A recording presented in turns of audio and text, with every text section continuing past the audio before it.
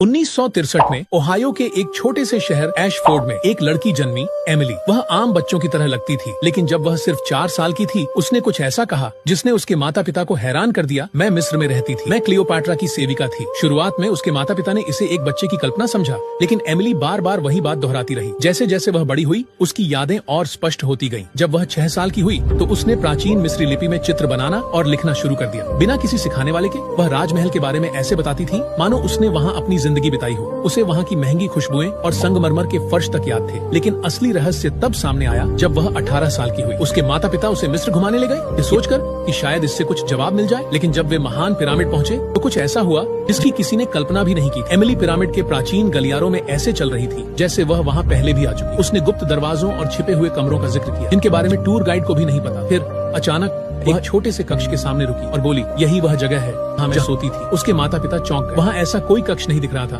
कुछ दिन बाद उस जगह पर खुदाई हुई और जो मिला वह अविश्वसनीय था। एक छुपी हुई कब्र मिली। अंदर एक मम्मी थी, एक सेविका की मम्मी, और वह देखने में बिल्कुल एमिली जैसी लग रही थी। कब्र पर कोई नाम नहीं था, लेकिन उसके ऊपर वही चिन्ह बना था जो एमिली बचपन से कागजों पर बनाती आ रही थी। सवाल यह है, एमिली सच में क्लियोपैट्रा की सेविका थी? वह पुनर्जन्म लेकर वापस आई थी? फिर यह सिर्फ एक संयोग था? सच ही हो, लेकिन यही आज भी